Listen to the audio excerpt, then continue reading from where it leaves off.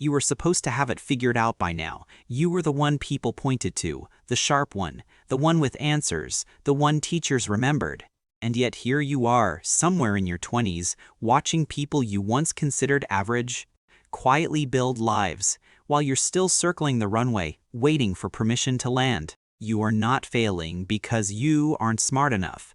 You are failing because of a trap that was built specifically for people like you. By the end of this, you'll understand exactly what that trap is and why your intelligence is the thing that's been holding you hostage. Society tells you that your 20s are a launching pad. Work hard, stay focused, and your potential will finally cash out. But here's what nobody tells you.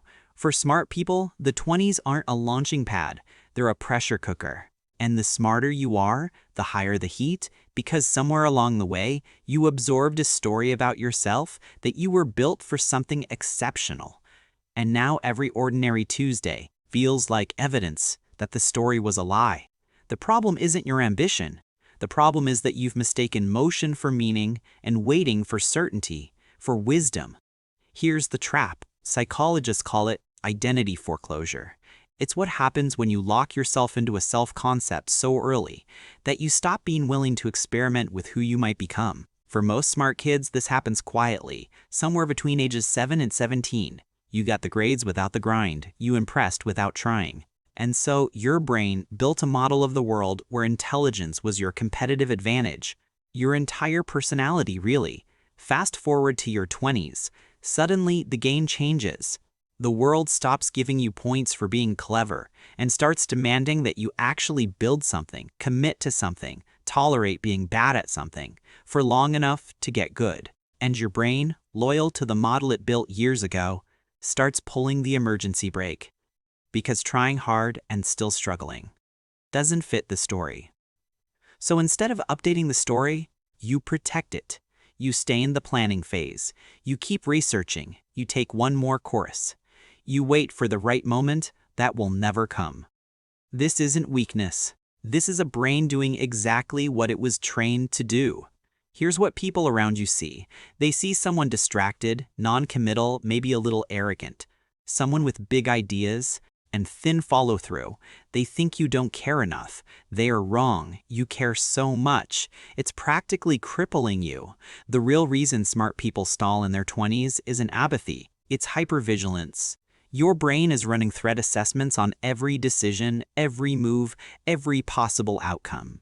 What if I choose wrong? What if this isn't my real calling? What if I commit to this path and discover I'm just ordinary? That last question is the one that stops you cold. Because ordinary, to a person who was told their whole life they were exceptional, doesn't just feel disappointing, it feels like death. So you do nothing, or you do everything at once and finish nothing. Or you start brilliantly and disappear before anyone can evaluate the ending, not because you're lazy, because you're protecting the last thing you have left, the possibility that you could be great if you ever really tried. But here's the second problem, and this one's quieter, more insidious. The longer you wait, the wider the gap gets. Think of it like compound interest, working against you. Every year you spend protecting your potential instead of spending it. The person you're becoming falls further behind the person you imagined you'd be. And smart people feel this gap more acutely than anyone. You can see clearly what a great version of your life would look like. You have the taste, the vision, the vocabulary for it. But vision without reps is just fantasy. And the cruelest thing about intelligence is that it makes your fantasy extremely detailed and extremely convincing. You can describe the book you haven't written better than most people can describe the one they finished. You can map out the business with perfect logic and never open a bank account. Your mind becomes a museum of beautiful, unbuilt things. And you walk through it alone, every day, wondering why it feels so empty. So how do you actually get out? Not with motivation, not with a better productivity system. You get out by changing what you are trying to prove. The framework is 3 moves, and researchers in behavioral psychology back all 3 of them. The first move is to shrink the stakes. Dr. B.J. Fogg at Stanford spent years studying behavior change and found that the size of the action matters less than the consistency of it. You don't need a grand gesture. You need a small daily proof that you are someone who does the thing.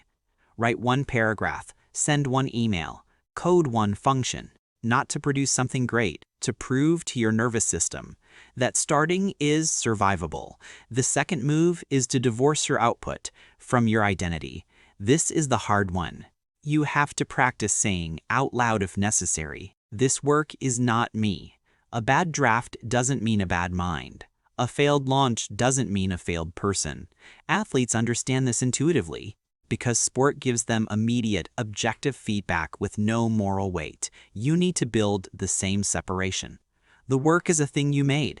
It is not a verdict on what you are. The third move is to choose depth over optionality. Smart people are addicted to keeping their options open.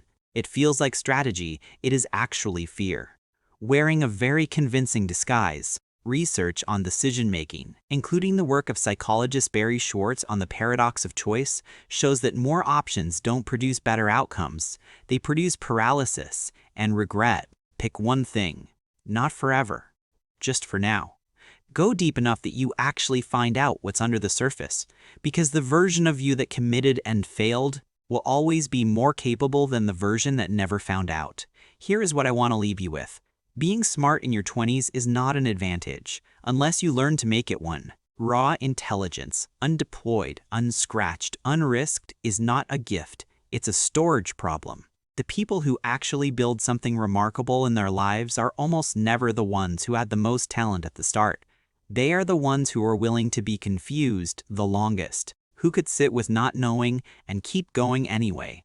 Who understood that showing up imperfectly, consistently, beats waiting for perfect conditions indefinitely. You are not too smart to succeed, but you might be too attached to being smart to let yourself try. So here's the only question that matters right now. Not what do you want to achieve, not what are you meant to do, just this. What would you be willing to be bad at, publicly, for long enough to actually get good?